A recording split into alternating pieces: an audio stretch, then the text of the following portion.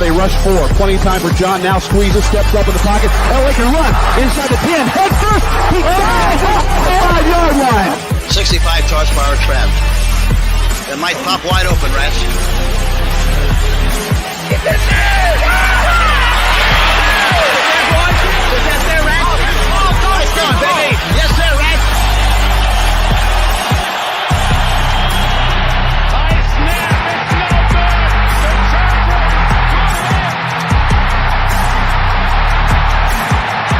Here comes the rush. He sidesteps. Can he throw?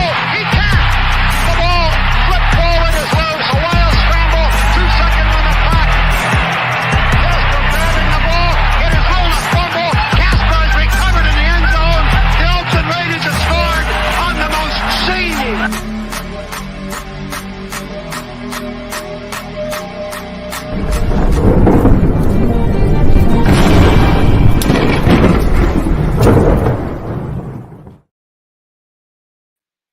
Happy Wednesday, and welcome to the Wild Wild West podcast. I will speak eventually. My name is Richie Richey. I am from the MHRT Network. Over to my right, had to get the whole mirror thing down, is Coach Defense of Lockdown Defense Podcast. Coach, how are you doing today? Doing well, good sir. How you doing? I am doing well. And no, DZ, we are on normal time, not Canadian time, but thank you for recognizing that I am not from the greatest country on earth, the US of A. America. Down directly below me is Alex of Arrowhead Addict. Alex, how are you doing today? Doing good. Ready to roll through the topics in the Wicked Wild West. And Captain, how are you? I'm good. And if you guys noticed, you caught me eating. So if my camera comes off for like a couple seconds, it's because I turned it off so that you guys don't have to watch me indulge in my quick sandwich, which is my dinner. But you'll at least watch me masticate, and that is not a bad word. Masticate. Look it up. What kind of sandwich should we roll with today? Let's hear the lineup. Oh well, it's a what is it? An English muffin with butter and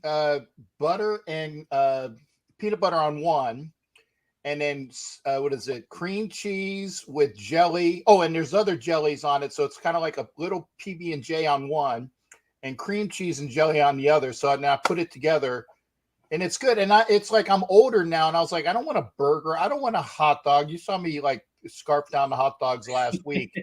I just, Lizzie's. Yeah, I wasn't in the mood. So I said, you know what? I just want something light, and then this way, I can, because I'm not eating it like the 5 o'clock old dude's meal, or was it 3 o'clock maybe at Seinfeld when the early bird special was at 3. I'm still at work, but if I could, I'd eat the early bird special, the old geezer's menu, and go from there. But yeah, just a quick sandwich. There you go. Very good. And before we get going on the podcast today with all of the topics we have lined up for you, super actually excited with some of these topics that we're going to get into. I wanted to just thank everyone who's joining us live today on the podcast. We have Robert Penna. Robert, how you doing? Thank you very much for joining us live on the pod. We have Avatar, as always. Avatar, thank you very much. It is fantastic. And of course, the comment on us starting just a little bit after 7:30. Thanks for pointing that out. No, not Canadian time. And it was a Filipino time. And we have Carlos. Thank you very much for joining us today. Tommy, thank you for joining us today. We have Lafayette. A whole county of Broncos fans. Broncos County. Broncos That's right. County. Broncos County, baby. That's right.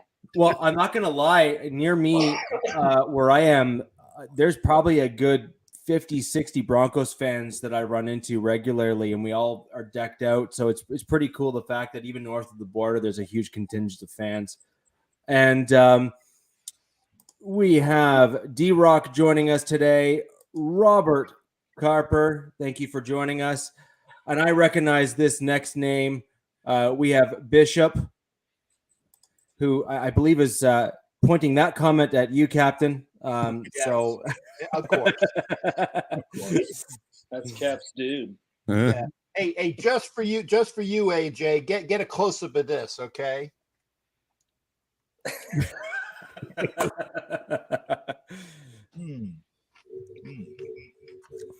I was gonna do it off camera, but you goaded me into it. There you go. And so, thank you for joining My us. guy. So this is great. We have a great contingent, a mixed bag of players. I think it's great, and fans from all the various teams as we get into it. Coach, I'm going to start with you to go over the first topic that we're going to go through fairly quickly today, and that is our general thoughts on the Madden ratings and all of those sorts of things. Man, oh man, when will they ever get it right? Let's just start there. You know, I'm not sure, you know, if the word bias is strong enough to give the ratings team in EA Tiburon, you know, it's not the adjective doesn't fit. It has to be something stronger. Like it's completely utterly skewed in certain areas, and a lot of people that get a certain amount of love that don't deserve it, and people that deserve the love don't get it. You know, I played Madden for years. I was talking to Alex early on in the week, and I said that I had to stop playing it because it just got to be too much, you know, and it started with the ratings. You know, it's just that they never seem to give the people that are trending in an upward movement the love that they're supposed to get. And the people that are hanging around too long or older, that they kind of have a soft spot for, a man crush on, they seem to always give them love. I don't understand. I don't get it. You know, speaking of the Chargers, especially, like the disrespect is real. You know, if you just, what do we quantify Madden ratings as being? Like, what is the criteria? What is the schema? What is the algorithm? Tell me exactly what it is, so I can punch the numbers in myself and see how you come up with these ridiculous numbers. But yet again, off my soapbox, and just understand that it's never right. It's never right. You know. And, we was robbed. We was robbed. That's what you're saying. We was robbed. Yeah, and a lot of people were like, I mean, across the board. Like I can argue for everybody's team on here that they got a rating wrong or two, at least one or two. So, we got a lot of love in the chat from the Givens mob today, don't we? Okay, yeah, she's repping today. Heavy, repping. That's awesome. I love it. Yeah, I like it. So, well, you know, starting with my team, you know, looking at it, you know, I'm not a person that I deal in humility as a person. You know, I don't do a whole lot of boasting and bragging, but you know, the facts are facts and numbers are numbers. You know, when you have a person, Justin Herbert, starting with him, that has had the best statistical season out of the first 2 years of any quarterback in the league history, and he's way down the totem pole from a rating perspective. And the most glaring thing that we all had a conniption on Twitter last week was how was he rated lower than Dak Prescott? Yeah, in a sense. So I'm like, Dak Prescott got a higher rating than Justin Herbert. Was like, wasn't he higher than Carr too? Yeah, he was. He was like 4 or 5, I think. It was something ridiculous. It was something ridiculous. So he belonged nowhere on that list. And I swear the ratings adjuster was probably a Cowboy fan. That's the only way he got there. As a matter of fact, I saw a picture on Twitter that they showed a Cowboys helmet above the guy that does the ratings. The main guy that does ratings, he had a Cowboy helmet on top of his desk. So he might be a Cowboy fan. It's the only way Dak Prescott got up there. But yet again, Justin Herbert was just invited on Jerry's yacht. Yeah. Jerry just sends him a check every year. There you go. Yeah. Jerry got him on payroll. That's it. Jerry got him on payroll. I like it. So yeah, just the glaring disrespect on ratings. Now I get that they're starting ratings, like they won't be the same ratings that they will be come, you know, week 17. But I mean, come on. Just something that we definitely have to honestly and truly, you know, be honest that they're never right. They're never right. They did, like I said, it's either you know, having a guy that's held on too long, is old, and don't deserve the rating that he has, or is a guy that's up and coming and is a bona fide superstar and he don't get any love. Like, prime example, Austin Eckler. Yeah. The best dual threat running back right now in the league. And he had his rating was what are you talking about, Kat? Sorry. I just know that's BS, but I can't think of anybody better, but I just know the comment is BS. That's all I'm saying. Well, there's nobody on the Raiders that has better dual threat ability than Austin Eckler. That's real. because Josh Jacobs is a power back. Kenyon Drake is, I don't know what he is. Jonathan Taylor. I'm talking about the Raiders. I'm not talking about the everybody. No, you said the NFL. Well, no, Cap. I'm talking about Cap since he brought it up. I can think of one. Some guy who plays for the Panthers when he's not injured. Christian McCaffrey. And that's in the last 2 years. Eckler's been hurt too, in fairness. Well, not as lengthy as he's never been hurt a whole season like McCaffrey is. No. I'll agree with that for sure. Yeah. So McCaffrey's a wasted fantasy pick. Thank you. And I'm sure a lot of people pissed off with that. The fact that they've drafted him the last couple of years, he's done diddly squat. So and DZ, baby, DZ. And he's the Chargers guy. Yeah. Exactly. That's DZ in your face, coach. In all fairness, I said one of the best, if not the best. I said one of the best. I didn't say he was number one, but he's up there. And you have guys that are one-dimensional backs that are above him. Is my point. In getting why the ratings are skewed. That's my whole point in the same reason why I said what I said. If you have more than one ability as a runner, you should be rated higher because you have more ability to be on the field for 3 downs, maybe 4, versus being on the field for maybe 2 downs.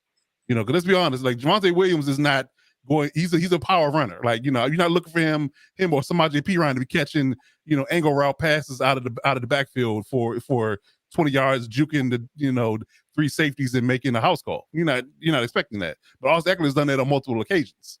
Again, case in point, he's a dual threat back. You treat him as such. So again, like I said, the ratings is constantly low when it comes to the Chargers and a lot of other people's teams. So I don't really feel like anybody's ever happy with the idea that their ratings are spot on when it comes down to who's hot and who's not on your team. You know what this is, right? The world's smallest violin. The world's smallest violin, just playing Brahms or whatever concertos for you, so you can cry to sleep. Right here, baby. The world's smallest, and I got it in tune. I'm even going to give you a super duper, bloody Jesus on that, just for the sheer audacity. Wah wah wah. Wah, so wah, I have a different angle on this, Coach, for you. You're clearly upset, hurt even with the Madden rankings for Chargers. I'm not honestly hurt. At least to select few. They don't ever give it its just due. Is my point. Like, it's never. You can't quantify exactly why they do the ratings the way they do them. It makes no sense. That's the bottom line to it. It makes no sense. Like I said, I stopped playing Madden, so I died. That whole part of my life is over. So I don't get involved and get heavily invested in the game anymore. But I'm just saying, holistically, throughout the time I did play it, it just didn't make any sense. And you can never give it a logical reason of why they gave the ratings, the people the ratings they gave, and why they gave them that rating. Sure. Where I was going with that, though, hold on. Where I was going with that, Coach, was there anyone on your team that you were surprised that they were ranked as high as they were? Yeah, a little bit. Mike Williams was sure. I didn't think you'd give him an 86. Honestly, I thought that was pretty high for him. I did. They gave Khalil Mack some love. I think wouldn't have been the age he was to give him that such a high rating. They rated him higher than Bosa. Yeah. I was surprised by that. So, especially Bosa being younger, because typically they tend to give young guys better love. They'll typically have a lot of love for the old guys. Let's go Cowboy.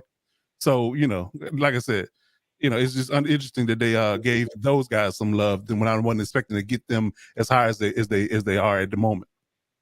Yeah, I'm going to say, is it possible? And this is an unbiased view. And the reason why it's unbiased is I don't play the game. Neither do I. No, you just said you played the game. You actually know what these ratings are for and whatnot. That's because I Googled it. I haven't played Madden in 2 years. Okay, well, as somebody who does not play the game, is it possible that the reason why they do this is to inspire people and the players and the agents to have such a hubbub of discussion about it that it becomes a thing to get more people to make sure that they buy the game each year? And then they have these way out conversations like we're having right now to say, oh, well, Eckler should have been number 1. Or I'm surprised that this guy got the rating that he did. And that guy, Herbert, had a lesser rating than this guy. Then that, I mean, that's just unheard of. So I think it's that they do it deliberately just to make it a conversation topic so people will buy the game. So they make it clickbait, is what you're saying. People are going to buy Madden regardless. Though. That's true. Their market's already like solidified. Yeah, it's the only game in town, so that you have either want to play Madden or you just don't play football at all. And I'm in the latter group. Yeah, there you go. Yeah. So, Alex, as perhaps one of the only other Madden players out there, I don't know if you have played or do play. I play. If anybody wants to smoke.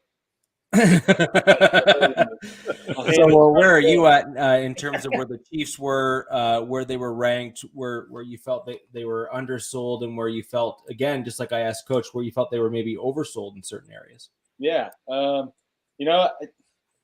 there wasn't too many that I overly disagreed with, outside of being nitpicky. Mahomes, it was not a 99 like he was last year, but he's still a 95. I think he was ranked right behind Brady, but they're going to give Brady all the love in the world until he's not in the league. Kelsey was the highest rated tight end. I'd agree with that one. I would, 98. And yeah, really looking at it, there wasn't like anything I overly disagreed with. I just, they did the receiver. They did a lot of their weapons pretty dirty, but at the same time, they're kind of unproven weapons, so to speak, in this offense and with the Chiefs. So I think Juju was the highest rated receiver at an 80 overall, but that's kind of to be expected when you lose Tyreek and you have so many new people who, don't put up Tyreek Hill numbers. So you won't expect them to be in the 90s. I thought that, they gave Creed Humphrey pretty good love on from where he was at last year, because, he was a 3rd round pick, but I believe he started Madden as like a 67 overall or something ludicrous. And, they got him at 86 now. So, he is at least getting a little more notoriety, I guess, with how they assess linemen. But, I feel like sometimes with some of these things, it's kind of, not necessarily objective in terms of tangibles, but more of if someone gets like a rookie of the year or makes an all-pro team, like, they're going to give them, a pretty fat bump, regardless if how they assess other players. But really, I mean, as a whole, I didn't think that really a whole lot of people got snubbed. They actually rated quite a good chunk of their rookies pretty high for where they normally would give rookies. I think McDuffie was, I think he was like a 75 overall, which, I mean, is pretty good for someone who's yet to take a snap in an NFL game. I thought the one person I thought that got snubbed was Nick Bolton. They made him a 79 overall. I think he's, in the 80, mid to upper 80s with just how he played last year. But, these aren't set in stone, and all this is going to change here after week 1, because that's like Madden's biggest sell is they're constantly updating it. You see tweets of them sending ratings analysts to games who are like on the sideline with a vest on. So, this is all going to change here. And some of what we say is probably going to be moot by next week. So, yep. But overall, I thought they rated the Chiefs pretty fair in terms of, I guess, how the media is going about talking about the Chiefs this season. I thought there would be a lot more snubs than what was there. I'm surprised Orlando Brown got an 80. That's a little low for me. I think that's kind of where he was at last year. And it's, unless they're Trent Williams or, someone who's like constantly got pancake highlights, they're not going to, they're not going to give him in the 90s. So I agree with it. Huh? Orlando Brown does really well in certain areas, and he does have, he's not as good in others. Like, so even though he's super good in the, people mover category, he still has some weaknesses in his pass pro sets. Now, Yeah. I'll say put it this way: I wouldn't complain if he was on my team, but but he's definitely more of a mauler than a dancer. Yeah, he's certainly more of that aggressor, that guy that's gonna shove people out the way, sort of thing, or he's just so big that he gets in their way. Not necessarily that he has the polished technique that some of the other guys have to have at that left tackle spot. You think of the even the recent greats at the left tackle position in the NFL, and they really had some rather unique and special and polished technique at the left tackle spot. Yeah. So Captain, I'm going to throw it over to you, and I'll kind of take the Broncos, having had the lowest overall rating. I don't know if you have a sheet in front of you, but I do. I actually did my homework assignment, and I can even. I actually got it on. I took snips. And I put it onto PowerPoint, and I made a PDF file. It's pretty. It's pretty as hell. I feel like none of this happened. I do too. Most detail for me. Oh, you know what? Cram it up your patoot. I'm just saying.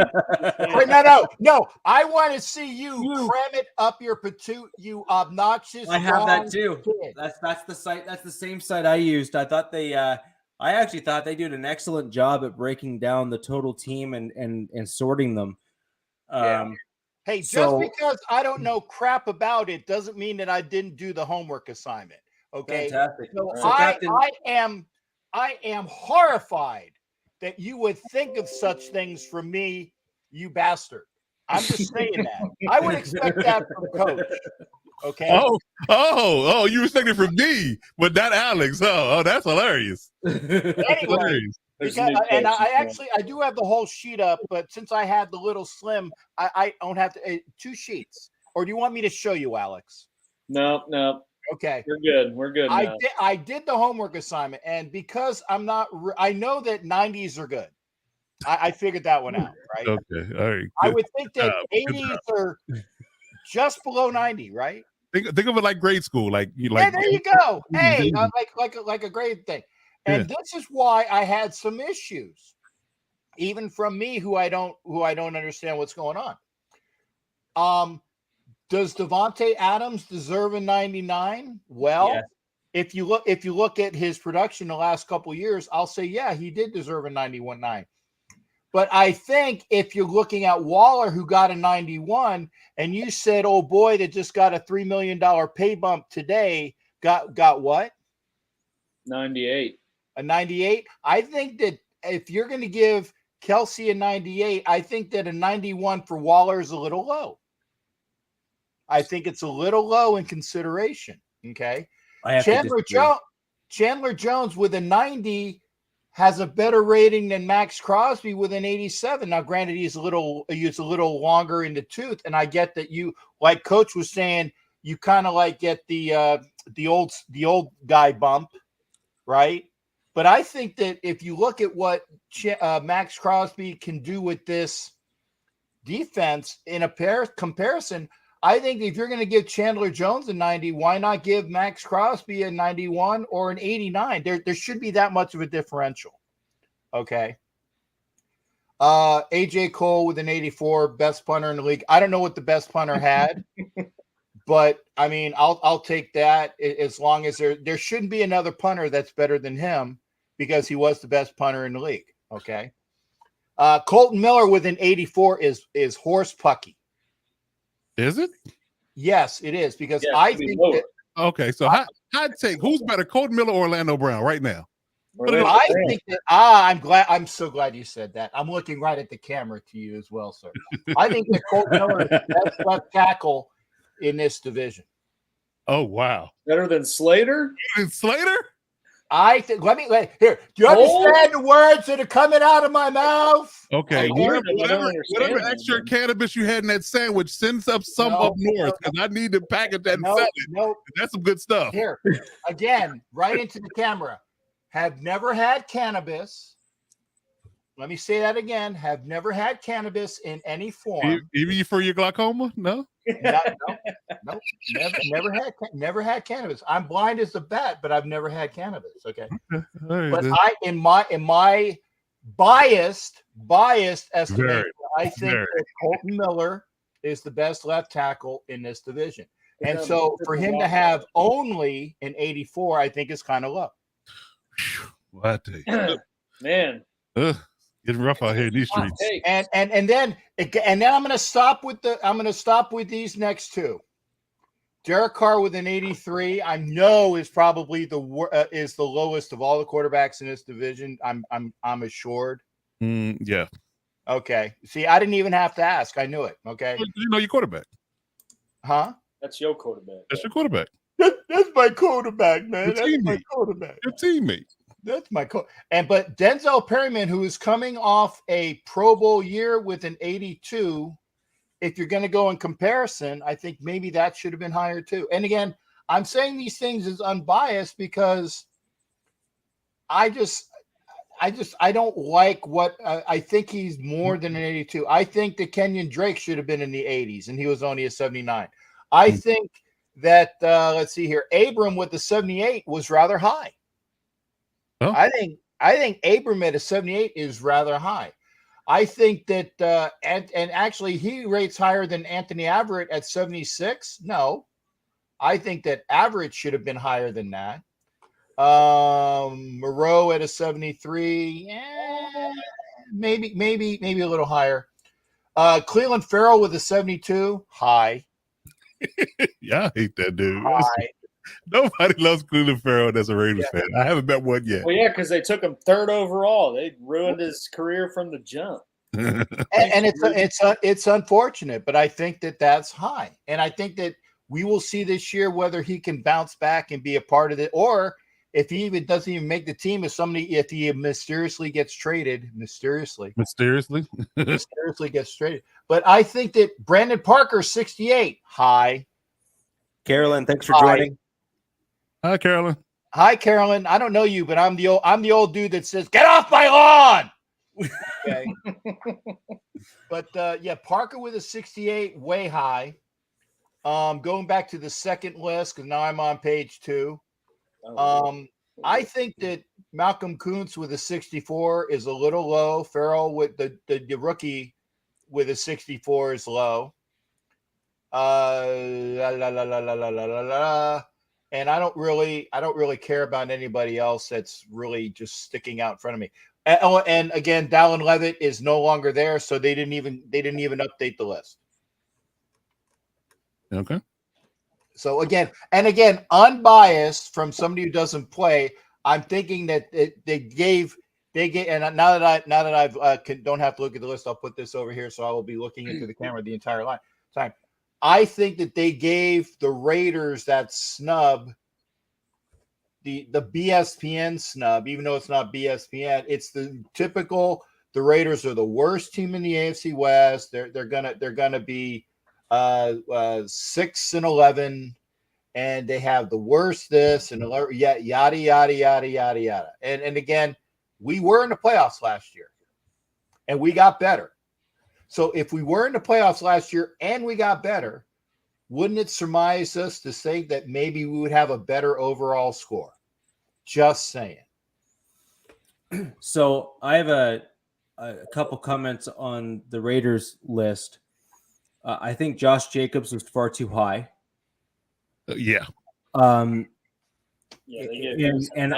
saying that when you compare him to the 2 best running backs in the division last year, when you just based on general stats, combine the two running backs that had some of the highest yards in the division were actually the 2 Broncos backs. It just fact. It's just straight statistics. And when you look at the level of play that we got out of Javonte Williams, just as a rookie who came into the year last year, and he hasn't even really polished himself yet. Josh Jacobs is at an 87, and the 2 Broncos backs, when you compare by comparison, were 83 and 82. So I have a bit of an issue with how high they. You know what? I will agree with you, sir. Yeah. So I have an issue with that. Now, I also have an issue that I think that Max Crosby, when you saw how dominant he was last year, and it was, I don't care if you're a fan of the Raiders or not, when you saw the stuff that he was able to do on the field last year, I thought he was higher than 87. He was, teams knew he was there and they still tried to double team him and he still won. So I think that he was a little low. And I think Chandler Jones, by comparison, was actually a little high. I think I said that. Yeah, and I'm kind of agreeing with you there.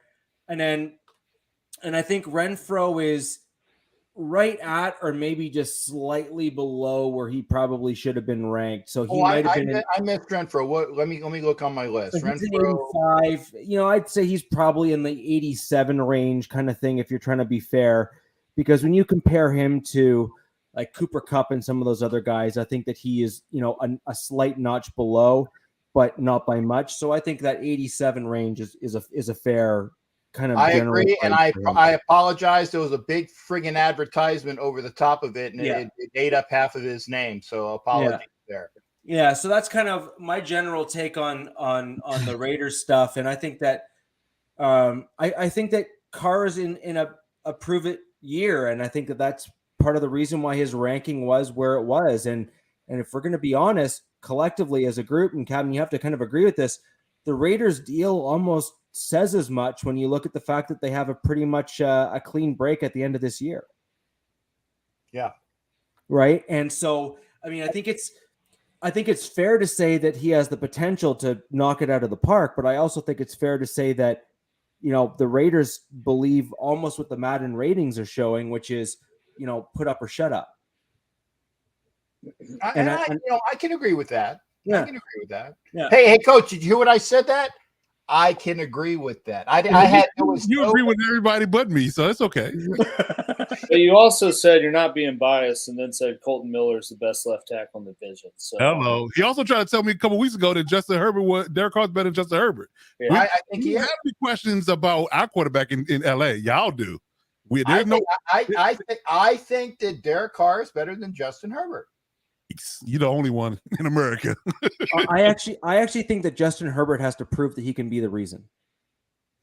Okay, you say so. No, I'm being serious. At the end of the year last year, the absolute upper echelon of players. So here, let's put it this way: when you look at what Patrick Mahomes was able to do in the early stages of his career, when he had certain plays that if he didn't make them, the team was not going to progress forward, like the back passes and the left-handed throws and the other nonsense like that. He pulled all of those against the Broncos for some reason. I just don't know why. But anyways, magical. Yeah. So when he had those types of plays, the top tier quarterbacks always find a way. I can't point like that. There you go. Like the top tier quarterbacks, Mahomes, Aaron Rodgers, Tom Brady, Peyton Manning, like those that upper block, that upper tier. And in fairness, Ben Roethlisberger was at that tier at one point until his body started breaking down. They always find a way of extending plays, making the plays that matter, and winning those games. And at the back end of last year, Herbert could have been the reason, and frankly would have made my comment now differ from where it does now, is that when the defense broke down and Herbert needed to be the reason, he wasn't able to push one or two games over the finish line for his team. And that's the only reason why I'm saying he has to prove it. Do I think he can prove it? Yes. Have you seen what he can do on the field? But he has to show that he can do it when the chips are down and he can be the guy that can bring them back. I understand, and that's not the first time you've used that argument, but you also have to look at the numbers. And the guys you're comparing them to, they've never had, again, we're talking about a totality in the team game, right? They've never had a bottom, 28 or 29 defense that was not only he was putting up 30 points a game, but the defense was giving up 35. So it's kind of hard to combat in a sense when your team gives up more points than most other teams do. So if you have a bottom tier defense or a bottom tier O-line, Patrick Mahomes can attest to this as well, that when his O-line failed him, what happened in the Super Bowl? You know, he was fine up until his left tackle and his right tackle guard. All of a sudden, he was running for his life and he couldn't do anything. So imagine having that for practically your first year and a half as a quarterback and still putting up gaudy numbers. You know, his passer rating, his touchdown to interception rating, and his yards in the last 4 games were good. Like, he didn't have a bad game. It's just a matter of the idea of him having a better defense to get some stops, because the idea when it comes to football is put up points and stop theirs. So if you can't do both of those things, you will lose more games than you win. So again, the idea of laying it all at Herbert's feet is unfair, because he didn't play bad. It just, think about the last game that he played with against the Raiders to go to the playoffs. He had like 300, almost 400 yards passing. So, I mean, yet again, what more can you do as a quarterback? But you Right. put it. He did But it. I mean, you know, it's the Everything same is like Philip relative. Rivers put up stats, and I mean, did he ever win anything? And I mean, he's not going to be talked about, you know, 10, 15 years from now as being one of the best ever in the league. Oh, he will be talked about. First off, some of his press conferences were amazing. Second, he could rock a bolo tie like nobody's business. And on top of that, he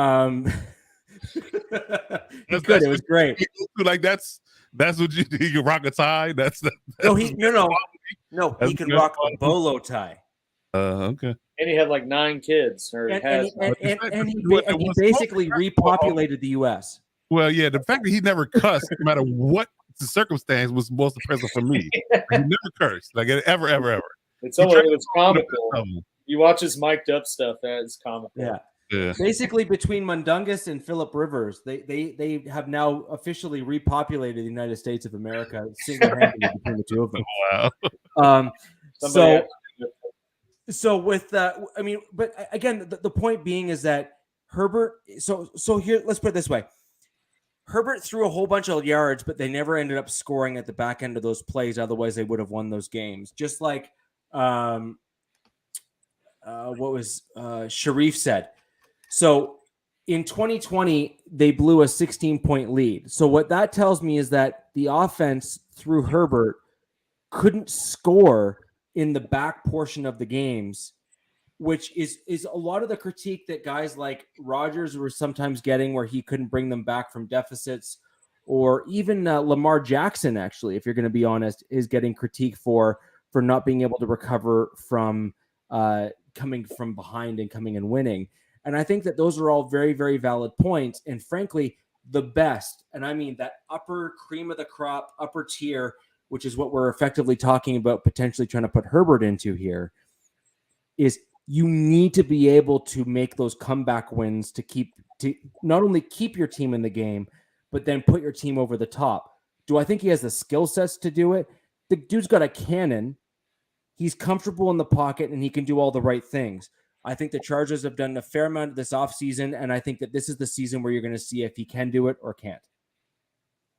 I mean, yeah, they definitely set it up for put up or shut up before they pay him. So, right. and I think that's a fair comment as well. Is that they're putting all of the pieces in front to say, I don't really like that either, though, because this put up or shut up for Tua Tagovailoa, because he hasn't done anything up to this point, and they put everything around him that they needed him. So it's really put up or shut up for him. But you can't can't quantify those two people.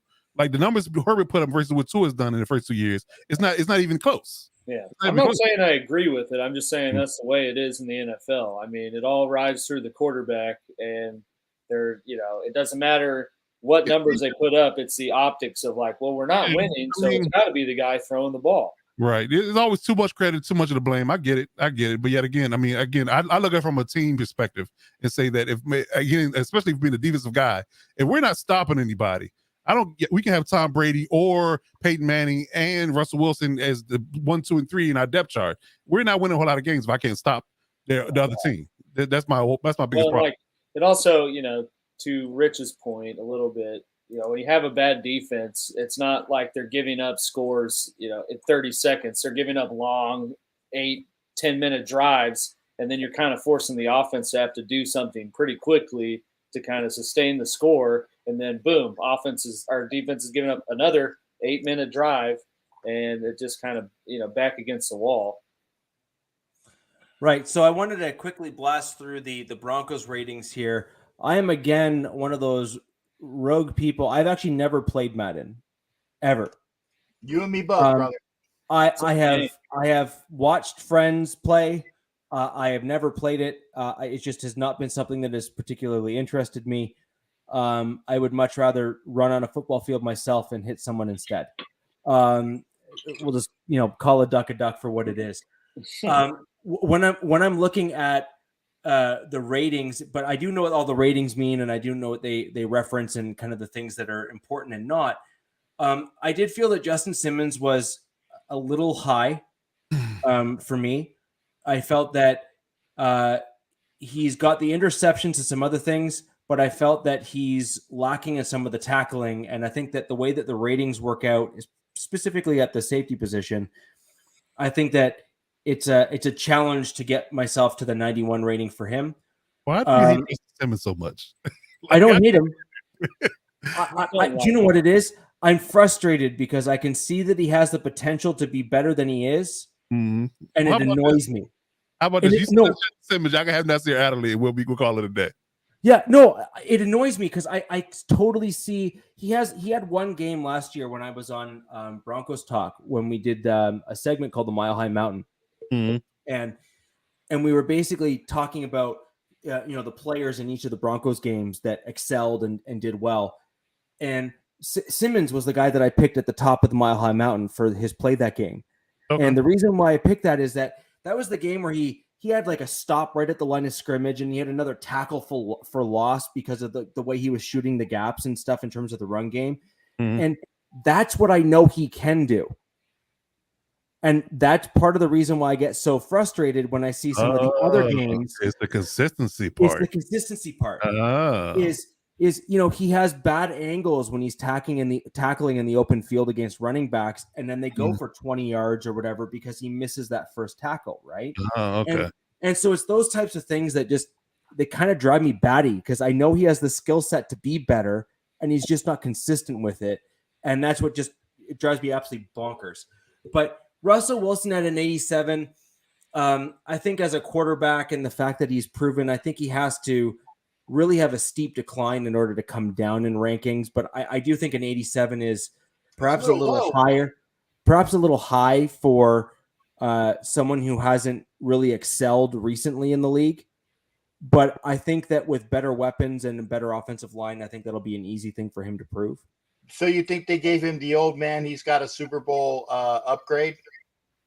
Yeah, I mean, 87 is probably about right, although he's probably closer to like the 85, 84, kind of in that range there. So plus or minus a few points, I don't think is, that big of a deal, except for when you go from the 80s to the 90s. I think that's where you kind of start saying, hey, you got to do better. Patrick Surtain, I actually thought was low. And the reason why I thought Pat Surtain was a little bit low is he had teams not throw his way, and when things were thrown his way, he did very well. Yeah. And this is coming from someone who actually didn't much care for the pick because I wanted us to go right tackle.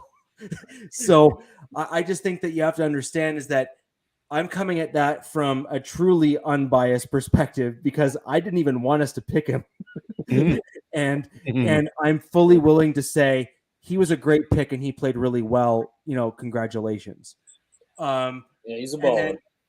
For me, I said he's a baller. Well, he's there's no denying he's if he continues on this trajectory, we'll be talking about him for a good number of years, I think, in the league. And then I think Melvin Gordon, if I'm going to directly compare Gordon and Williams to where Jacobs was ranked compared to, where they're ranked, they're both low by 4, 5, 6 points.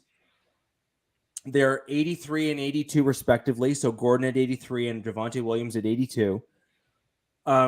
I think that if you're going to come off your rookie season and get mentioned all across national TV and make highlight reels the way that Javonte Williams did and come across with the level of respect that he's obviously getting from other teams, I think that he should be higher than he was. And conversely, while I think Jerry Jeudy has all the potential in the world, I think that 82 is high. I think that he has to prove it first. I agree And with that. and if I'm going to kind of compare and kind of flip the coin on that, Tim Patrick was ranked far too low. Whatever it is, he's probably 10 points lower than minimum 10 points lower than what they have him at. Because again, Patrick, in my estimation, is the best receiver on that team. He is so good, and he gets so little credit. and so quarterback, yeah, that's the problem. We're gonna see this year. Well, and that's the thing is that between Patrick and where did they rank? Cortland Sutton, you have 6'3" and 6'4". So Patrick 6'4", Sutton is 6'3". They're both in and around the 220 mark in terms of, or 210, 220 mark in terms of their weight. And both of them can run similar speed, similar routes. Sutton has a little faster get up in terms of right off the line. But then once Patrick gets just past the line, he just starts going like a cheetah. And he can really turn on the jets and start going once he has the ball in his hand. And with a guy that's that tall who virtually never drops the ball, which I think is also not spoken about enough, he can be very, very dangerous. And like I said, I think on a previous podcast, Patrick is likely my next jersey that I intend to buy, and I only own one. Yeah, so that's kind of the level of respect that I have for someone like Tim Patrick. What you got now? I bought a Wilson jersey just because I felt it was important to have. I thought you were gonna be like rocking an Elway or something, couldn't close. Yeah, well, I had to have the number 3. I didn't see what the other thing it allows me to do is to not show the back and claim it's also Drew Lock if he actually does well in Seattle. But there we go. What'd you think of Bradley Chubb's rating? Yeah, and I haven't gotten where he is. Bradley Chubb's down at 78, which I think is fair given injury, but I think if you're going to be honest, when you see his production when he is healthy, that's obviously low. Mm-hmm. But I both have seen and I agree that his challenge has been to stay on the field and healthy. So I think it's a bit of a prove it thing, very similar to what I've said about other players. I'm a little bit more critical of the Broncos than I think that most Broncos fans, and that's fine, which is part of the reason why I don't normally get booed off the stage, so to speak, when I speak with other teams. But that's where I'm at with regards to the Broncos. I think there's going to be a few guys that you're going to see really creep up the list this year. What'd you think of your boy Saubert's rating? You ruined it, Alex. I was going to wait till he was done. That's what I was doing too. I thought I had to interject it in there. Oh, you cheated too. We had a side bet to see whether you're going to mention him in the ratings segment. I can't complain if the previous coaching staff were not willing to use him properly. I can't. Like how is unless Madden's going to look at preseason and see how well Saubert did in the preseason in 2021, because he killed it in preseason in 2021, and then it was hilarious. So the Broncos saw him kill it in preseason, and then Shermer was like, I know the guy that looked really good in preseason, let's just not use him at all. Yeah, because that makes total sense. Yeah. And that's quite literally exactly what Pat Shermer did. And so I did see Saubert's rating. I proceeded to swiftly forget that it existed. And I'm very much waiting to see redemption from someone like him who has the dual threat skill sets, which is really well suited for an outside zone scheme because they often get thrown the quick dump passes. For those of you who might remember, do you guys remember Joel Dreesen from the Broncos? Yeah. So from the Peyton Manning era, mm-hmm. Saubert and Dreesen to me they kind of remind me of each other in terms of the way they play. They're both gritty and they can both catch a lot better than a lot of people give them credit for. Okay, what about Alberto? LBO. 88 speed is a tight end. Yeah, well, that's all that matters. Man, Pretty much. he'd be Yes. a 59 overall. He's got 90 speed. So Yeah. again, Oh, my bad. at 74, I think he's probably lower than he should have been given how he produced last year. Yeah. Again. You guys say that I don't say good things about the other teams.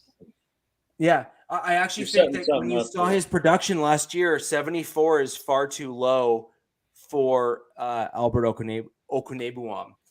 I just call him Alberto. Full pronunciation. I know, right? Okwabinum. This is off topic. You guys ever? I feel again at 6'5" and 258 at the speed that he's able to run and the route that he's able to run, and some of the production that you saw from him last year, he is ranked low. And then the one that I'm the most pissed off about in terms of the low ranking, particularly because he's only 1 point above the offensive center, who I thought was the worst center in almost all of football last year, is Quinn Miners. Quinn Miners is right now put at a 73 rating. And that just annoys me because when you saw some of the runs that he had last year that he just blew people out the water, that's not right. That's not right. That's not right. I can't remember which comedian. That'll move up though. I mean, because he wasn't like the full-fledged starter last year, right? I mean, he was like in. It doesn't matter when you have a guy who's breaking out and is showing that he really belongs as a starter on a lineup. Typically speaking, you see them getting a little bit more credit than that. Yeah. Especially when you have the offensive center who was pretty lambasted by most critics out there for his play last year. In Lloyd Cushenberry, when you're only 1 point above that level of play at the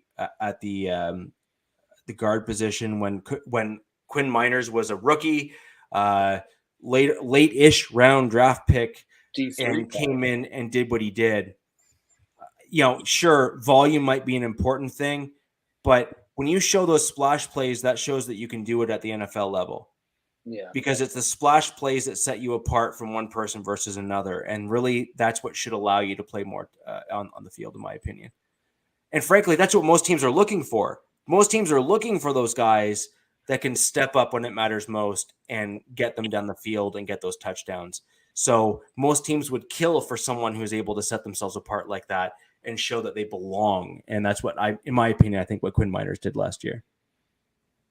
And Avatar, I'm just going to pull up this twice is the answer to that question. Not once, but twice. Did Miners and Williams win the Angry Runner Award from NFL Network collectively together? And so I think that's, again, something important to note. So that was pretty cool. So, guys, we're going to move on away from Madden, thankfully. And start going on. I had to ask though, have you guys ever seen that letter the Cardinals player wrote to John Madden? I think it was like in 2007. No, I didn't. Yeah, you guys need to Google this. Everyone does, and you will thank me for reading it. But it is some high quality content on the ratings, on a player's opinion about his own rating. So okay, so I'm going to get my GTS ready. So it's Cardinals player Madden ratings. Oh yeah, it's a good letter. It'd be Madden's ratings letter, I would imagine. He was like the long snapper, and he did not have a good rating. So you gotta read the detail this guy went into.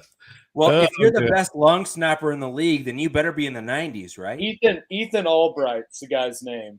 Oh, okay. Yep. I got it. 247 Sports. May of 2010. I'm putting it up so I remember to read it after the show. No, you're gonna like it. Okay. So we wanted to get into a little bit of a, if then that sort of scenario where we kind of looked at each other's teams and say, what are the things that we are concerned about when we were to play each other? And that's one of the benefits of having the Wild Wild West podcast and having all of you join us is we want your feedback on this. And we just kind of want, are we right? Are we wrong? Do you have a different opinion? If you are watching us after the show, please leave those comments down below, whether it be on Twitter, Facebook, or YouTube. And for all of you joining the show now live, if you can hit that like button, what that'll help us do for all of our channels is help YouTube show our show to more people. We can get more fans here in the show, so we can get more feedback from more folks. It really does help all of us across all of our channels here. Now, Alex, I'm going to start with you on this one. When you're playing each of the three opponents here, what are the things you're concerned about in terms of our teams, what we can do, and or things that you're fearful of, if you will? Yeah, I mean, in thinking about it for tonight, the overarching one for all of them is the pass rush, and mainly because every team outside of KC pretty much made it a point to have not one but like a two-headed monster, rushing off the edge. KC obviously made it a point to get an improved offensive line last year, but I think it's going to be – you're definitely going to see a lot more pressure in these AFC West matchups, just with having kind of the two-headed beast on every other squad and how they do stunts and how they get them in there. That's kind of the overall one for all of them. I'd say piece by piece going through them. For Denver, the biggest thing that concerns me playing them is their running game. KC obviously wasn't the best at stopping the run last year, and that definitely got them in trouble in games like you saw with the Bengals. And they didn't run the ball, but as much. But the fact that they couldn't stop the run, you saw a lot of teams getting long sustained drives, and then kind of messed up what the Chiefs needed to do. And we've talked about it before, but Denver, in my opinion, has the best running attack in this division. And I mean, they had two guys last year that almost had 1,000 yards. So I think by that measure alone, you have to put them up there. And I just think that's going to be the biggest issue or crux, if you will, in playing Denver, is if they can stop the run. I think if they can, they definitely would have a lot better chance to be successful. As far as the Chargers, they obviously had a good offense, so it's kind of a dueling matchup anytime they play. I almost said San Diego. Anytime they play, I did, but anytime they play LA, it's always a shootout, so to speak. And I think kind of just the big thing that would concern me this year is, I mean, they obviously made a point to improve on defense, especially in the secondary. So I think and adding Khalil Mack, but I think that the additions they made in the secondary is the thing that would worry me the most to play LA when you couple that with KC trying to figure out kind of a new passing attack with sort of a revamped, receiving group. I think that would be the biggest worry when you have a healthy Derwin James. I mean, that's issues enough, but then you add a J.C. Jackson. If he's remotely the same guy he was from New England, that's going to be a problem. And Callahan, and I mean, I just think their secondary on paper going into this year is pretty stacked. So that would be the biggest concern, barring any injuries with playing LA. Then the Raiders, I don't really have any. I knew that was coming. I said he's gonna pump up everybody else, and never mind. The Raiders, not as. I know he's gonna do it. But kind of the catch-22 to what I just said about coach's Chargers. I mean, the Raiders obviously made a point to get more weapons on offense. They already had a pretty solid offense across the board, and then you added Devontae Adams, who I think is going to be a game changer in some of the games that they have this year. And I just think that'd be the biggest worry for me is just their revamped passing attack. And if Derek Carr has remotely the same chemistry he had with him at Fresno State, it's going to be pretty scary.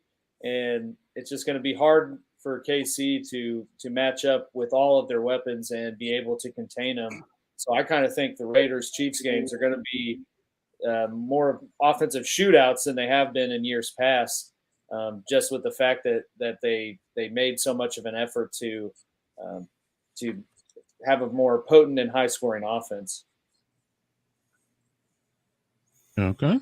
Yeah, I think I think those are all fair points, and I mean, Denver's always been known for that running attack, and when we haven't had the rushing attack, it's typically been to our detriment. So I think and now that we've gone back to it, I think that's an absolute fair comment.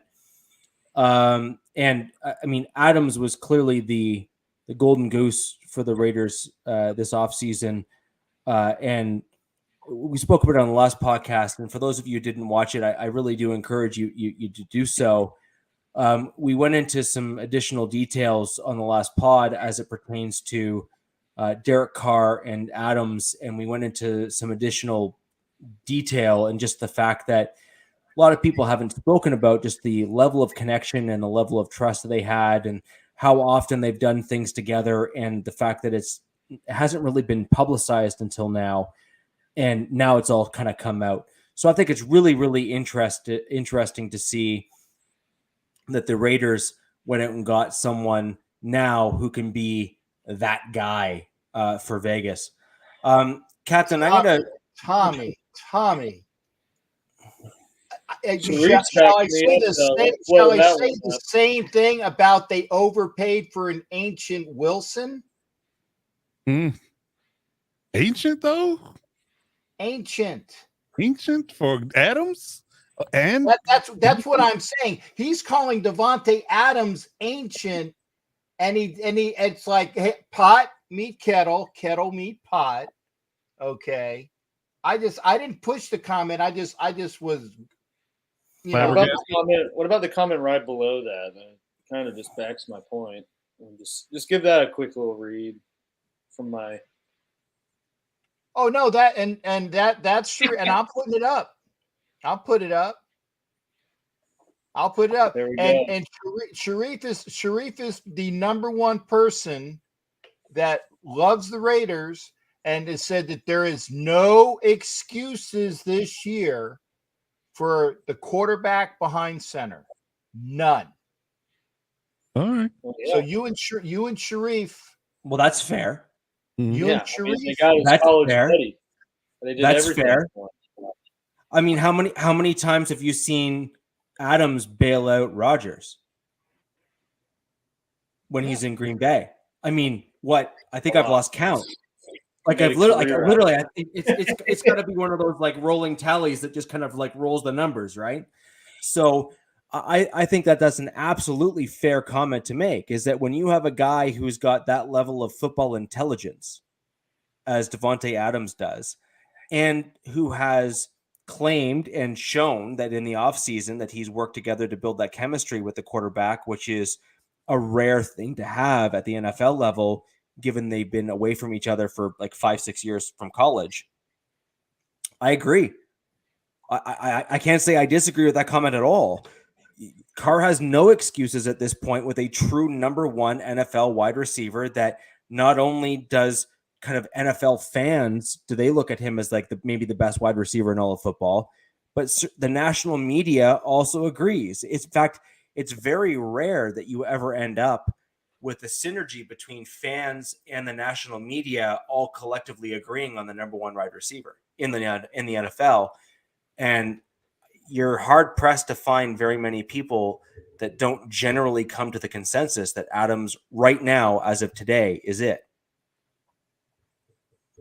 Well, I disagree about the Derek Carr thing, because I think his O-line is an issue. So I think that if he doesn't have time to throw the football, if it's a swinging door, revolving door from a pass rush perspective, especially playing other teams in this division, then there's not much you can say about the guy that, if you don't have the protection, then it really doesn't matter how good or bad you are. If you're getting sacked in 1.5 seconds, I don't care how good Devontae Adams is, he's not getting the ball.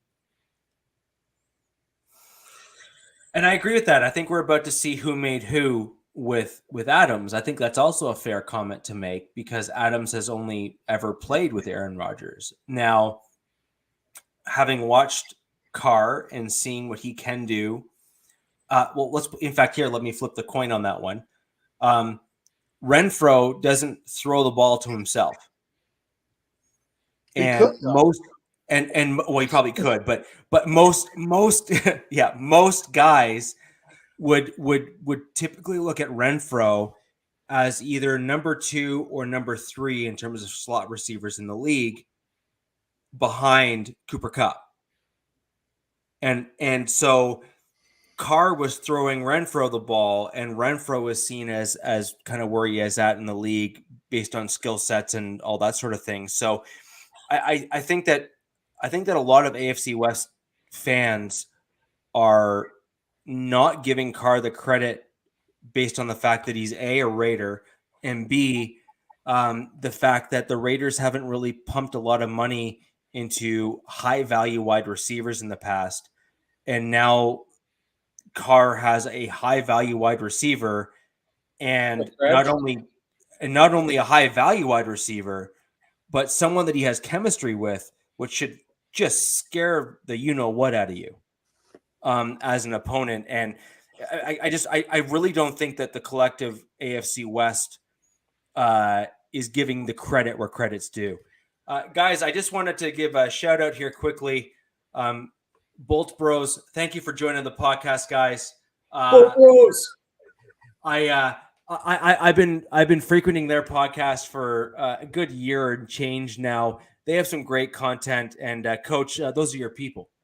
Exactly. Those are your people right there. Okay, so how many? Okay, so I know that there's Robert Carper in here and DZ and one other. So Bolt Bro, how many people are in Bolt Bros? 3 of them. Okay, so that's 6, and Coach makes it. So yeah. How many fans we have? Just move on. You're almost up to 10. Yeah. You're 70% of 10, man. There you go. So I just wanted to thank them for joining because they obviously have their own channel they're running, and I think it's great that they came to check us out. Love to have more fans of all teams in here to give their comments as to what's going on. That includes all teams here. We're actually brothers. Nice. Well, I guess that's one of those things that just runs in the family, then, right? You know, you're all fans of the same team. Otherwise, I guess you end up getting the brotherly beatdowns, which are a real thing for those of you who don't have brothers. Alex, thank you for your feedback there. Coach, how about we throw it over to you while we have fellow Chargers here in the chat, Chargers fans, to give your breakdown in terms of things that you kind of think that are concerning for, say, the Broncos, the Chiefs, and the Raiders when you play the other teams. Yeah, I mean, I can, with all the illustrious moves and things we've done in the offseason, I can say, well, we're not scared of anybody. It doesn't matter. Line them up, we'll knock them down. We ain't scared, man. We ain't scared. Line them up, we'll knock them down. But being a realist, there are things that are glaring that could be problematic if they get these things going. And speaking in short order about the Chiefs, I want to say that the biggest thing we probably need to be concerned with is that because they still have the same coach, they still have the same offensive coordinator, they have the same quarterback. The receivers are different, but can they be productive offensively and do not have a drop off without Tyreek Hill being there? So if they can make that work and they can do more with less in a sense, as far as production that Tyreek Hill has been for the Chiefs in the last several years, if they can still maintain that level of success in that high-powered offense, then that's a problem for everybody. So I think that's a concern. Whether you have a good defense or you don't, they can still put up gaudy numbers. Then you definitely should be concerned about that. So that's one thing about the Chiefs. The Broncos is kind of a tagline, but I like this. I'm gonna go with it. It says, "Can Hackett hack it?" It's so.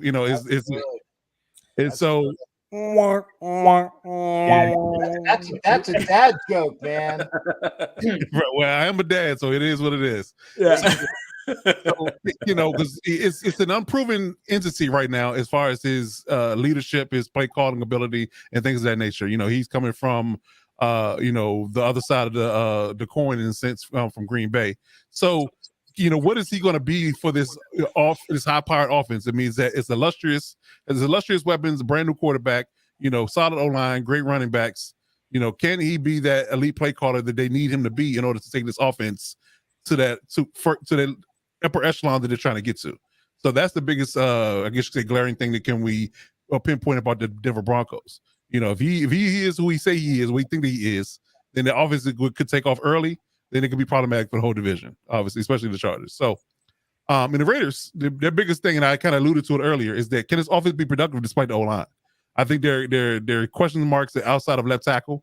You probably have question marks on every position except for left tackle. So, can they be productive, or can people on O-line ascend to allow Derek Carr to have time enough and can stay upright and on his spot in the pocket and allow for him to deliver the ball down the field? So, if they can do that, then I think that's a problem for everybody as well. In talking about the Chargers in the specific reasons, I think that they definitely have the ability to be able to be dangerous if they can be productive offensively, despite the O-line being probably the most, I guess you could say, questionable in the division. So those are my three things. The Chiefs being offensively gifted without Tyreek. Can Nathaniel Hackett be the play caller that they brought him in to be? And can the Raiders and Derek Carr be productive despite the O-line being shoddy? So, but what would scare you about KC though? Because it sounds like that's more of a if they are, then that's a problem, but if they're not, then it's not. So what in the current KC mold that to be true, given what they have there, what about that team would scare you the most with what they have that to be true? If Andy Reid does not get his Waffle House on time, he will be definitely scary to everybody in that stadium. Well, that is true. That's a whole new conversation, but yeah. I love Waffle House, so I'm gonna laugh at that every time. I love it. So some of the best waffles I've ever tasted. But regardless of that, I would say for sure that you have to look at Patrick Mahomes as a quarterback. I mean, we can browbeat him all day, but his escapability, his arm talent, his improvisational skills, that's always going to be problematic. And all you have to do is develop some type of synergy with the receiving core that he has. Because we're not going to sit here and act like Matt Valdez-Scantling can't run. We're not going to sit here and act like Juju can't catch. We're not going to sit here and act like Kelsey isn't one of the top tight ends in the league. So, if you can make those three work, if nothing else, if you can make those three work, and Sky Moore, it could be a good talent. If you can make those three work and his improvisational skills, if you don't rein him in, then that could be problematic in order for them to get to make their offense work. So I think that's the biggest thing.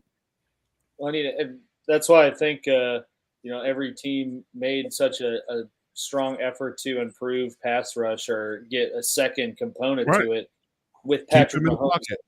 I'm not trying to be like the Chiefs fan just saying it, but I mean, they are the gold standard for the last 7 years. So I think that was kind of why you saw every team go get a Chandler Jones, a Khalil Mack, and Randy Gregory so they could have more pressure and hopefully contain the improvisational component he has to his game. Right. And if Andy figures out a way to run the ball by some means, that's another problem. Yeah, if the Chiefs become a balanced offense, he hasn't figured it out yet. But they haven't. But if they do, even in Philly, he never really figured it out. Well, he's more a running back screen game guy. Yeah, exactly. Very much so. Very much so. But if he just woke up one day and had an epiphany and say, you know what, we're going to run the ball this year, then hey, that's a problem as well, because if you become balanced and you can't cheat and think they're going to pass on every play, then you have to play people honest. Then that's a problem as well. No, I think that's fair, and I think when you look at like Mahomes is basically at this point in his career, Mahomes is proven until he's proven otherwise. Sure. And I think that's a pretty fair comment to make. His resume speaks for itself. His resume speaks for itself for sure. Yeah, it does. And now I do think that we have some concerns with his food choices, and some other things. steak and ketchup is just wrong on all levels, and he literally needs to be worked out of that. I have young kids, and even they don't mess with that nonsense. So I think I think that needs to be addressed. But I completely agree with your assessment of the Chiefs and the fact that they have a proven quarterback. The quarterback has shown to be. I mean, I'm not trying to slander the Herbert at all, but I think Mahomes is exactly what I was talking about. What Herbert needs to show he can do in games. Mahomes showed he could be the reason. Herbert needs to kind of do the same this year. And to kind of your point on pointing out Mahomes as being the quarterback for the Chiefs is that's what makes them a challenge, is that they have a quarterback that has shown that he can do it year over year over year. And now the question is, can he continue to do that since the weapons that he's had on the team or knows are going to be coming back sooner rather than later? Now that Tyreek Hill deep threat is on, can the offense adapt to be a more balanced version of that offense? And can Mahomes adapt to that as well? That's yet to be seen on over a full season because they've never really had that in the Mahomes era where Hill and Mahomes haven't been together. So it'll be really interesting to see if that's in fact something that can be overcome. And Captain, I'm going to go over to you for the Raiders. Okay. Where are you at in terms of, the Raiders and the things that you think all of our teams might present an issue for you as a Raiders fan? First off, for those that normally know that I would show up in any fat jokes, I would show my belly. But because I took my pants off and I'm only in my underwear, I will not do that tonight. Oh, and if you think I'm kidding, we'll do post. We don't need to know. We don't. Anyway, go to Caps OnlyFans for that content. Hi. Anyway, and I thank you there, sir, for that. I will say that this entire division, and I've said it from, I think, our very first game, or first broadcast, I should say. I said it from our very first broadcast. This entire division scares me because, as I've said countless times, we were talking about the Earhart off, and I know I teed you up there, Alex, and you missed it. I was reading the comment. Yeah, but the thing that scares me about this division is that all things being even and no major injuries to speak of. Let me preface that again. All things being even and no major injuries across the board, the top and bottom of this division will be, in my estimation, 4 games apart because this division is the best in football, bar none, full stop, period. Did I say that right, Richie? You did. Okay, I wanted to make sure because I'm glad I have a coined phrase. I think that's that. I'll take that as my coined phrase. I think that's a good one. Yeah, and that's why if I wanted to drop it, I wanted to give it to. I wanted to give it to, and that's it. Is the fact that if the Chiefs can say, well, it's only one dude. And they can, like, and a couple broadcasts ago, I said, if the sum of the people that are playing instead of Tyreek Hill is better than the full complement of what Tyreek Hill did, I'm getting another baseball analogy, like we did in Moneyball. They throw up these things because they get on base. Okay, if you got Juju, if you got MVS, if you got if McCole Hardman breaks out, and I think that's really your guy right there, and he just needs to show it. If the sum of all of those parts together is equal to a Tyreek Hill missed, and all other things being equal, the Chiefs have won the division how many times, Alex, in a row? 7. Thank you. I teed you up, sir, so you owe me one. Okay, they are the best. They are the best team in the AFC West until proven otherwise. So there's number 1. Number 2, oh, Coach, this is for you, shipmates. I love you, brother. I love you. If, and this is for Rob Carper as well, if 50 who and Joey's brother or Nick's brother or whoever's friggin' brother, the one that's not playing in San Francisco, can stay consistent on the field and not have issues. And that back end in the defense, which they spent a lot of money on with J.C. Jackson and other people, if all of that comes to fruition, and if Pimpleface can figure out his Clearasil problem and get those games to the next level, if that happens, then the best team in this division will be the team in LA, because they have the capabilities to be the best team in this division. If all things show up and they can not just, just trip over themselves, they've done the right things this offseason to make themselves the best team in this division. And finally, if getting what's-her-nose's husband out of Seattle, what's-her-nose's husband? The hot chick's husband, okay? I forget her. She's pretty hot, okay? Sierra, thank you. I knew she had like a glamorous, and now Sierra's on the main stage. It's like, she's got a stripper name. Come on. Okay. If Sierra's husband works out and they can put together all of the things that they've been looking to do, because again, the Denver Broncos have been hamstrung by their offense all these years because that defense played so well under their old coach. Now, the question is going to be, you get rid of that guy and you bring in Hackett. That's a big question mark. So if you're putting all your eggs on the offense now and saying, well, we're going to, as long as we have a mediocre defense, and we're going to put in all our eggs with Russell Wilson, who should have 2 Super Bowls had they run the freaking ball with Marshawn, yeah, right? Mm-hmm. Okay.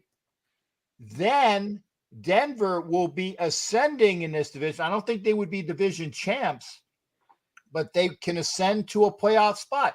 And I firmly believe that there will be 3 teams in this division that will vie for a playoff spot. And I know 2 will at least make it. Which 2 remains to be seen. If it's 3, it's because all the tiebreakers worked out. So this division is the scariest in football because it's the best division. And people were saying, for the Raiders, it's like, did the Raiders do enough? I think they did, but there is that learning curve. And Sharif was saying that about, well, they got the brand new offense and all this other things. Well, but what is that offense, Alex? What is that offense that they're using this year? Amelia Earhart. Yeah, Fairbanks, there you go. Amelia Earhart. More. Yeah. The Amelia Earhart offense. Hey, I dropped that on the coaches pod the other day. Did. Oh, I missed it. Oh man, I wish I could have been there. Okay, well, I commented. The Amelia Earhart offense, which was implemented quite well when Derek Carr was this close to being the MVP in 2016 until Donald Penn forgot how to block one guy. Okay, if that ascension goes through, then the Raiders might have done enough. Getting Chandler Jones, who is the kryptonite to Russell Wilson, at least for the games that they play him. But hey, I'll take that because then hopefully that's 2 wins. Okay. But if Graham, who can make this defense better, multiple defenses, multiple offenses. And one thing I like about McDaniels' offense is that he's coming into an offensive system better. When Gruden came in here and he was 8-8, 8-8, then 10-4, 12-4. He has a jump on Gruden in his first year. And I think that camaraderie and the way that they gel, it might not happen right away. And it doesn't matter what the Raiders' record is in the preseason because they need to see how the parts gel. If the Raiders are 0-4 in the preseason, I think they might beat the Jags maybe in the Hall of Fame game. So maybe they're 1-3. But it doesn't matter. If the Raiders can gel together, then they will be the best team in this division. And everything else throws out the window. But all of you guys scare me if the things were implemented correctly to take the division. And I humbly thank you for this amount of time here, sir. Thank you. So I want to quickly just address one comment in the chat here. The short answer is no to this comment. No. Just no. That Super Bowl was an Look. I am as big of a Broncos fan as there is. The Broncos were woefully unprepared for the defense that was on the other side of the ball. Yeah. And that was coming from a defensive coach who really should have known better, because that's like his side of the ball. So, the head coach should have been able to say, hey, we should do this on the offensive side to fix it. There's a reason why the Broncos moved on from John Fox after that Super Bowl loss, and moved on to we moved on to the coach that ran an outside zone style blocking scheme, which was better suited to helping an aging quarterback who was starting to lose feeling in his throwing arm due to his neck injury. And at the end of the day, what it comes down to is you need to have a game plan, and you need to have a team and a scheme that matches well against the team that you're going up against. And at the end of the day, we did not match well against that team. And Peyton Manning certainly had the skill set in 2013 to win that game, but the offensive game plan and the defensive game plan was certainly not on point. So while I would have loved to have seen that Super Bowl win, it was just not in the cards because the team itself as a whole was just not prepared enough. So I wanted to address that comment in the chats. And again, I'm the Broncos fan making that comment out of all four of us. And I think that's something that's key and important to note. We were not the better team on that field that day because we were not as well prepared, and we could have done better. But all that being said, I actually very much agree with what kind of Captain said in terms of a lot of his assessment of the Raiders. I think the Raiders have a lot of potential, as do all the other teams in the division. There was, in fact, a comment that was made, Captain. I believe you were the one that made it. The fact that you believe that 3 teams from this division can make it to the playoffs. Yes. And I'm not necessarily. I actually kind of agree that there's a legitimate potential that could. In fact, I think that there's a legitimate that could happen. Mm-hmm. So I have 2 questions for those in the chat. Comments down below on YouTube and other platforms, and also live in the chat with us now. One, is it mathematically possible to have 4 teams, as in the entire division, make it to the playoffs? That's question 1. And question 2, when was the last time 3 teams from the AFC West made it to the playoffs? Trivia.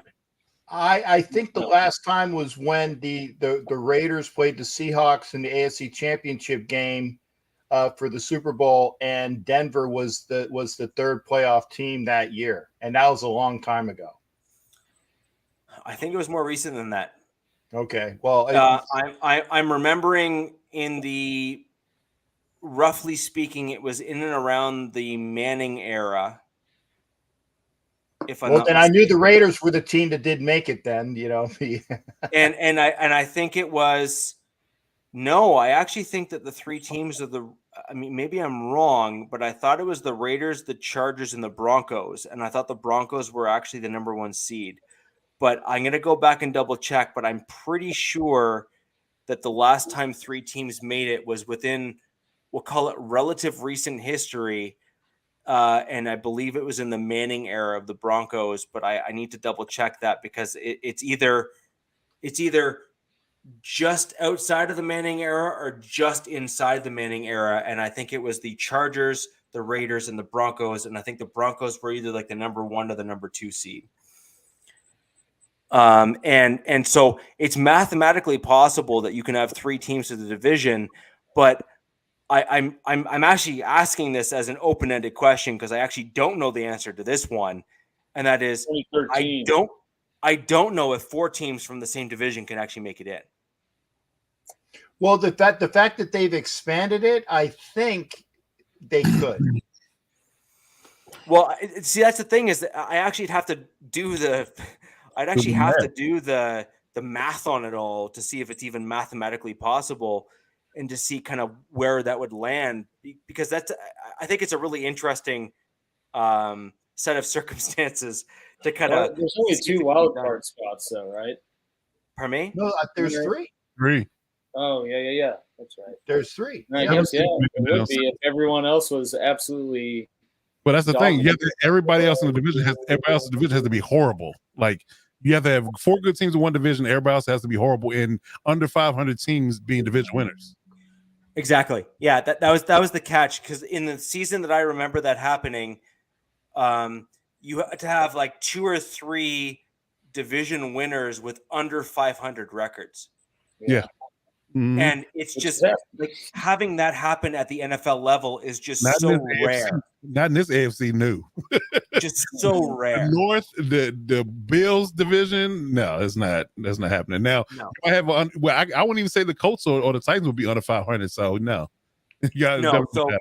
So I mean, with that in mind, I think you're going to have a hard time having 3 of our division, but I think that you're going to be basically down to tiebreakers if all things go well for all teams, because this division, I mean, from a pass rush, offensive line, quarterback, when you start going down the key positions on each team, I'm not saying there's very few holes, but you're certainly looking at upper echelon at the NFL by all accounts. So that's going to be a really interesting thing to see play out, to see who gels and who doesn't. Yeah. But I'm going to take over the Broncos now and break down what I think is going to be the 3 things that need to concern my team with regards to this division. So I'm going to go back and look at last year and basically use that as my jumping off point. And I'm going to take this as until I see it, I don't believe it. And that's going to be kind of where I'm going to be taking these from. So I'm going to look at the Raiders, and I'm going to say that until I see the Denver Broncos defensive line prove themselves against an interior pass rush, that's going to be my number one concern with the Las Vegas Raiders. The Raiders moved Crosby inside. He almost played more of a D-end role rather than an outside linebacker role when he was playing against the Denver Broncos. And he had great success in that particular position when he played us. So when you start moving and you have another guy like Chandler Jones, who's a pure outside linebacker, to pair now with the Max Crosby, until I see the Denver Broncos being able to manage that interior pass rush position. Now, thankfully, Phelan is not there right now. And, not yet, but his injury history would state that he's probably unlikely to be there until at least mid-season. You don't get big guys recover from an injury that's that dramatic or frankly impactful. So I do believe that that's at least a windfall, because I think that he was a big player that is not necessarily spoken enough within the Raider fan base in terms of your interior defensive line. But that being said, you still have Max Crosby, and you now have Chandler Jones, and that needs to be accounted for. So until you start getting people that can account, until you get people that can account for those positions, I think that's the Broncos' biggest concern with the Raiders when we play them. Looking over to the Chiefs, I think the interior pass rush of the Denver Broncos is the biggest concern when we play the Chiefs. We have DJ Jones, who will certainly help in that respect because he's able to get penetration, particularly on run plays. But until I see it, and until we start seeing those results on the field, that is going to be a concern of mine, because that is really what Patrick Mahomes has shown as being his kryptonite, if you will. And when I look over at the Chargers had really good success with extended plays in the passing version of the run game with players like Eckler. And you also had some great passing sets from some wide receivers that kind of hung back in the passing game there. And again, to me, that is the biggest concern with the Broncos when we play the Chargers, is that helped extend plays, that wore down the defense, that kept the offense off the field. And it kind of became a bit of a perfect storm when we played the Chargers last year. And overall, just generally speaking, I can't remember which one of you said it, but I think it's a great point, is Vic Fangio has forgotten more about how to run a defense than most people have learned how to run a defense. Yeah, I think that was captain. So I actually think that we need to be very, very cautious about that as Denver Broncos fans, because Fangio is a gold standard when it comes to a defensive coordinator. And I think we're all forgetting that. And Fangio wanted to take a break this year because he was very worn down after last season when he was in Denver, and he all but said so in a kind of private/public presser. So I actually think we need to be very, very careful about how hyped we get about the success of the gaps that were filled on the defensive side of the ball. And for those Broncos fans who forget, we lost something like 6 or 7 inside linebackers over the season last year, and still had a upper echelon defense in the NFL that was feared and respected in the NFL. When you lose a defensive coordinator who is proven like a Vic Fangio, who is in the role of the head coach, that's something that you can't necessarily just kind of forget and say, oh, don't worry about it, we'll be just fine. That is like I said, when you have that much knowledge of a defense and that much respect throughout the NFL, you just can't replace that. So you need to adjust, because you won't replace. Okay. What are your thoughts on on kind of my general takes on the Broncos? Oh, were you talking? No, I wasn't. I'm sorry. I dozed off a little bit. Wow. I lost it after a boot. Well, I'm glad to see you give somebody else some heat besides me, Cap. That's refreshing to hear. Hey, I usually get on you too. I figured I'd take care of Richie once. I'm Canadian. I'm just used to that. Okay. He's the nice guy here. Oh, is he? Okay. All right. Yeah, I mean, the Broncos, and all, I think we all have, I guess you can say, things that kind of stick out. I will say that, I mean, again, I try to be careful about what I say about the teams in the division, because everybody automatically jumps to the idea, or you're a Chargers fan, you're a hater, kind of thing. But I mean, I try to speak in a logical, in a rational tone as much as I possibly can. And, speaking of a person that knows a great deal about football, when you lose a prominent defensive coordinator or defensive-minded head coach and you pivot to offense, you always have to wonder whether or not that particular side of the ball, talent or no talent, is going to take a hit. So I think that's a concerning factor for the Broncos holistically. Can that defense still be prominent or be dominant or be, I guess you could even say, be mediocre in a sense? Because if you have a high-powered offense and a mediocre defense, you can still win a lot of games. Ask Kansas City.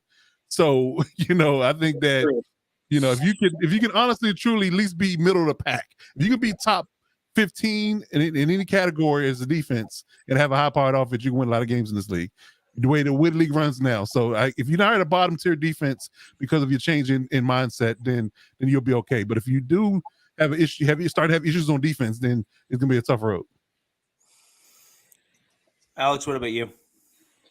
No, I mean, I do think I generally would agree that if the Broncos can, when they play KC, have a more, I guess, dominating presence in the interior of the line, that would kind of, totally revamp sort of the approach that KC would have to take, and honestly would probably mess with the flow of the passing game, like you kind of pointed to. Obviously I'm not overly big on Bradley Chubb. I mean, I think he's got to prove it this year, and I'm not really sold on Gregory being the top tier type of edge rusher that he was somewhat paid for. But they are both competent edge players, and I think that missing piece, especially in playing KC, would be the interior.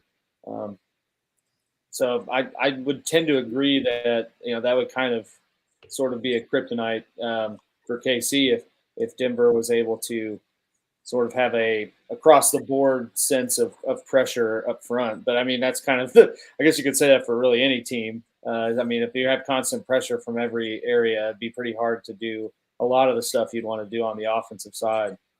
Right. And when you look at the Broncos, the last time we had something like that was in 2015. Yeah. I mean, in 2015, it is widely thought of and looked at as on par with the top 3 defenses of all time. Mm-hmm. And that's through multiple people that have come forward and made comments like that. Like you don't end up with a defense like the 2015 Denver Broncos. No. But one that includes a prime Von Miller is regardless of who else is there, is pretty good. Right. But then when you pair a prime Von Miller with a secondary that is at a level that is almost unseen at the NFL level almost ever, that really does elevate things. And that's why, and you also throw in Malik Jackson and Derek Wolfe. Yeah, that's the interior defensive line. Exactly. So, I mean, mammoths in the middle. Yeah, it really does not. Most people were basically touting them as on par with some of the best defenses, and there was comparisons to like the '85 Bears and something my language, Rich. Come on now. Exactly. Don't hype me up now. Don't do that now. Do it at the beginning because we can have a discussion all day because I wouldn't say the generational. We probably have generational. I guess you can say defenses. The '85 Bears, the 2000 Ravens, the Seahawks and the Legion of Boom. Then you got the 2015 Broncos, 2015, 2014 Broncos. Those 2 years were just unbelievable. Right, exactly. Yeah. We talking about all time great defenses, top to bottom. So yeah, right, exactly, 100%. And turnover rate, interception rate, run stop rate, all that kind of stuff. We're all just at the upper echelon of the NFL all time, not just that season, all time. That was kind of the crux of why they got Peyton Manning, right? I mean, you just needed a serviceable QB that knows how to manage a game because your defense is going to keep you in it. True.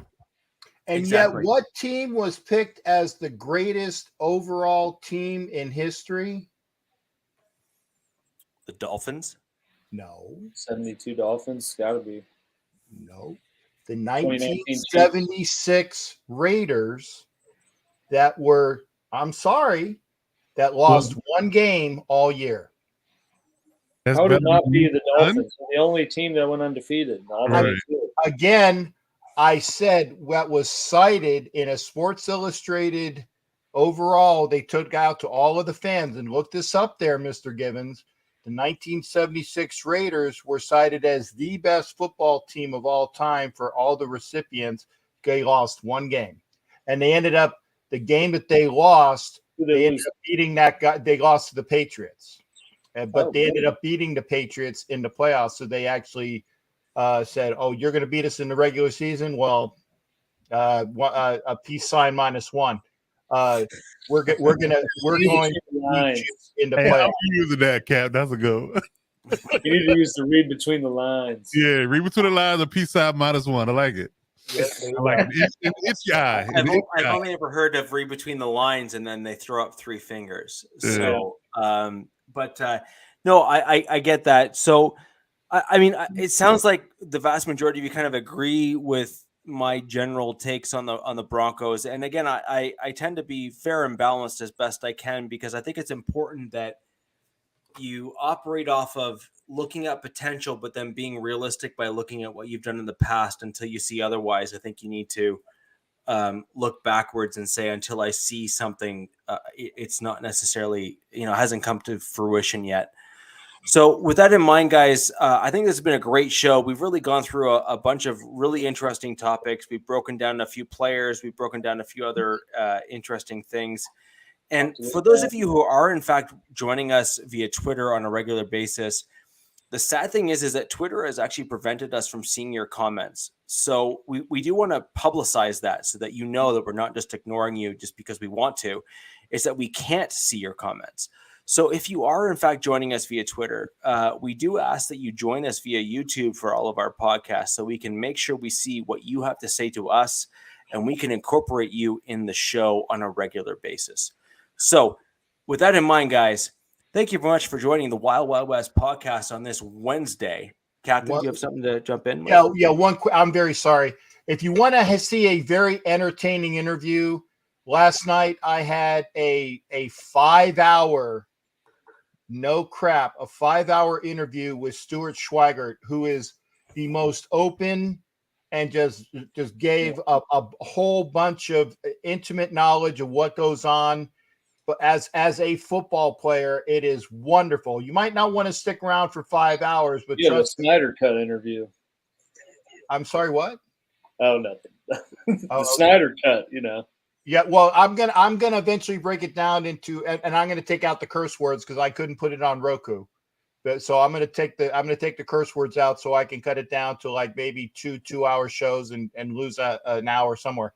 But Stuart Schweigert, and for all football fans as well, and coach, for you as well, a former Charger that played in the Super Bowl. Those are two words that normally don't go together, Chargers and Super Bowl. Yeah. But a former Charger safety and Cardinal safety and Jet safety, Lonnie Young, who is also a scout for the Ravens under the Hall of Famer Ozzie Newsome. He will be my guest tomorrow night on the show. So lots of great football knowledge there. So please come on over. The captain loves other fans from other teams showing up, and I like to try to give widespread good football stuff. So I even cater to Chiefs fans and Broncos fans and even coach speak fans. So there you go. Well, with that in mind, guys, I'd like to thank you very much for joining the Wild Wild West podcast. We each have our own YouTube channels. They are located with links in the description of the video that you are watching right now. If you go ahead and click on those and subscribe to those channels, we would very much appreciate it. Also, for those of you who have not liked the video yet, please go ahead and do so. It really does help us with the YouTube algorithm as well as all of the other platforms so that more fans can come in and join the Wild Wild West podcast. And guys, until next Wednesday, where the West Side is the best side, we will see you next week. Yeah!